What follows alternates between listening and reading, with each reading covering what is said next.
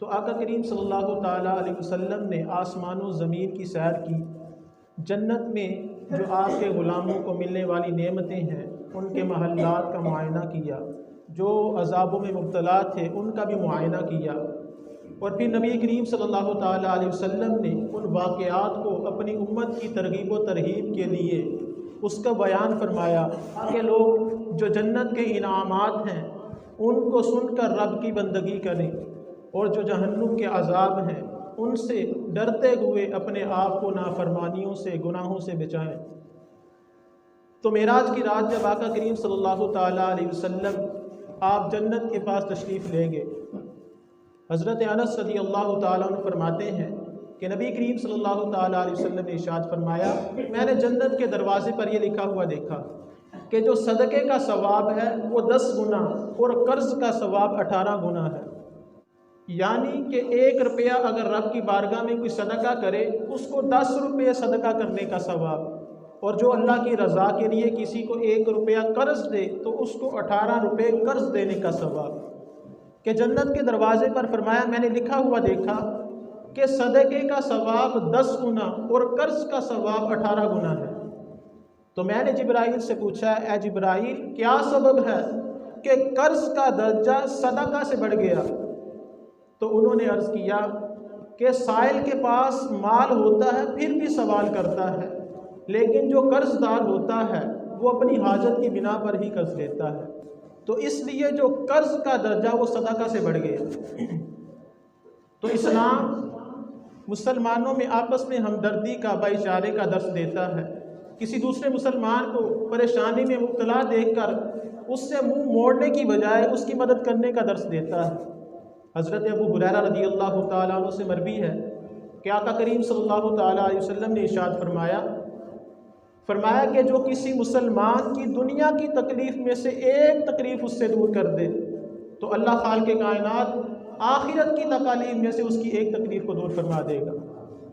اور جو کسی تنگ دست پر آسانی کرے تو اللہ رب العزت دنیا اور آخرت میں اس کے لیے آسانی پیدا فرمائے گا، اور جو کسی کی پردہ پوشی کرے کہ کسی کا کوئی عیب دیکھ لیا تو اس کی پردہ پوشی کرے تو اللہ خالق کائنات دنیا اور آخرت میں اس کی پردہ پوشی فرمائے گا۔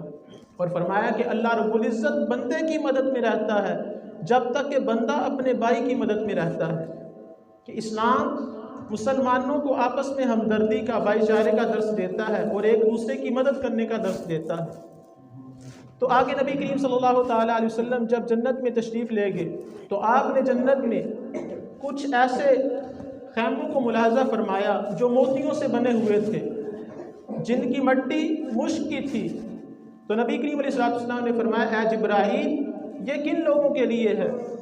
تو انہوں نے عرض کیا، یا رسول اللہ صلی اللہ تعالیٰ علیہ وسلم یہ آپ کی امت کے مؤذنین جو اذان دیتے ہیں، مؤذنین و ائمہ کے لیے ہے، کہ جو رب کی رضا کے لیے امامت کرے یا اذان دے، یہ ان کے لیے ہے۔ آقا کریم صلی اللہ تعالیٰ علیہ وسلم نے ارشاد فرمایا کہ جس نے ثواب کی خاطر اذان کہی، کہ ثواب کی خاطر اذان کہنے والا وہ اس شہید کی مانند ہے کہ جو خون کے اندر لتھڑا ہوا ہو، کہ جب وہ مرے گا تو قبر میں اس کے جسم میں کیڑے نہیں پڑیں گے۔ کہ مؤذن کی اذان دینے کی اتنی فضیلت ہے۔ اور ایک حدیث مبارکہ میں ہے، آقا کریم صلی اللہ تعالیٰ علیہ وسلم نے ارشاد فرمایا جس نے ایمان کے ساتھ ثواب کی نیت سے 5 نمازوں کی اذان کہی تو اس کے پہلے گناہ بخش دیے جائیں گے، پہلے گناہ معاف کر دیے جائیں گے، اور جس نے ثواب کی نیت سے ایمان کے ساتھ اپنے ساتھیوں کی 5 وقت امامت کی تو اس کے سابقہ گناہ معاف کر دیے جائیں گے۔ اور آگے آقا کریم صلی اللہ تعالیٰ علیہ وسلم آپ نے جنت میں کچھ بلند و بالا محلات کو دیکھا تو آپ نے پوچھا، اے جبرائیل یہ کن لوگوں کے لیے ہیں؟ تو عرض کیا، یا رسول اللہ صلی اللہ تعالیٰ علیہ وسلم یہ ان لوگوں کے لیے ہیں جو غصے کو پینے والے اور عفو درگزر کرنے والے ہیں، کہ اپنے غصے کو کنٹرول کرنے والے اور لوگوں کو معاف کرنے والے ہیں، اور اللہ رب العزت احسان کرنے والوں کو پسند فرماتا ہے۔ اور آقا کریم صلی اللہ تعالیٰ علیہ وسلم کہ معراج کی رات آپ نے ایک ایسے شخص کو دیکھا کہ جو عرش کے نور میں چھپا ہوا تھا۔ نبی کریم علیہ السلام نے حضرت جبرائیل سے پوچھا، اے جبرائیل کیا یہ کوئی فرشتہ ہے؟ عرض کیا نہیں۔ پوچھا کیا کوئی نبی ہے؟ عرض کیا نہیں۔ تو پوچھا پھر کون ہے؟ تو عرض کیا حضور یہ وہ شخص ہے کہ جس کی زبان ذکر الہی سے تر رہتی تھی اور اس کا دل مسجد میں لگا رہتا تھا، اور یہ کبھی بھی اپنے والدین کو برا کہے جانے اور ان کی بے عزتی کی جانے کا سبب نہیں بنا۔ کہ 3 چیزیں اس حدیث مبارکہ میں فرمایا کہ اس کی زبان ذکر الہی سے تر رہتی تھی، دوسرا اس کا دل مسجد کے اندر لگا رہتا تھا، اور تیسرا یہ کہ کبھی بھی اپنے والدین کو برا کہے جانے کا سبب نہیں بنا۔ تو اس میں یہ بھی نصیحت ہے کہ انسان کوئی ایسا کام نہ کرے کہ جس کی وجہ سے اس کے والدین کو برا بھلا کہا جائے، نشے سے یا لڑائی جھگڑے سے یا اس طرح کے دیگر جو معاملات ہیں، برے کام ہیں، کہ ان سے اپنے آپ کو بچائے، کہ ایسا نہ ہو کہ اس کی وجہ سے اس کے والدین کو برا کہا جائے۔ اور نبی کریم صلی اللہ تعالیٰ علیہ وسلم نے جنت میں، آپ نے آگے تشریف لے گئے، آپ نے جنت میں کچھ ایسے لوگوں کو بھی دیکھا کہ جو ایک دن فصل کو کاشت کرتے ہیں، اگلے دن فصل کو کاٹ لیتے ہیں، اور جب وہ فصل کو کاٹتے ہیں تو پھر فصل اسی طرح ہو جاتی ہے۔ تو آقا کریم علیہ السلام نے پوچھا ہے جبرائیل یہ کون لوگ ہیں؟ تو عرض کیا یا رسول اللہ صلی اللہ تعالیٰ علیہ وسلم یہ وہ لوگ ہیں جو اللہ کی راہ میں جہاد کرنے والے ہیں، اور اللہ کی راہ میں جہاد کے لیے اپنا مال خرچ کرنے والے ہیں، کہ اللہ تعالیٰ نے ان کے اجر کو 700 گنا بڑھا دی ہے۔ اور جہاں نبی پاک صلی اللہ تعالیٰ علیہ وسلم نے معراج کی رات جنت میں اپنے امتیوں پر، اپنے غلاموں پر ہونے والے انعامات کو ملاحظہ فرمایا، وہیں پر آقا کریم صلی اللہ تعالیٰ علیہ وسلم نے جہنم میں اپنے امتیوں پر جو ہونے والے عذاب تھے ان کو بھی ملاحظہ فرمایا، کہ آقا کریم صلی اللہ تعالیٰ علیہ وسلم نے معراج کی رات آپ نے دیکھا کہ کچھ لوگوں کے اوپر مقرر ہیں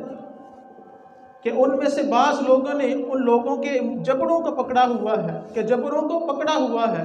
اور کچھ لوگ اسی انسان کا گوشت کاٹ کر خون کے ساتھ لٹکرا ہوا اس کے منہ میں ڈال رہے ہیں۔ تو آپ نے پوچھا اے جبرائیل یہ کون لوگ ہیں؟ تو عرض کیا حضور یہ وہ لوگ ہیں کہ جو لوگوں کی غیبتیں کرنے والے ہیں اور ان پر عیب لگانے والے ہیں۔ اور ایک اور روایت میں آقا کریم صلی اللہ تعالیٰ علیہ وسلم نے معراج کی رات کچھ ایسے لوگوں کو دیکھا کہ جو مردہ گوشت کھا رہے تھے۔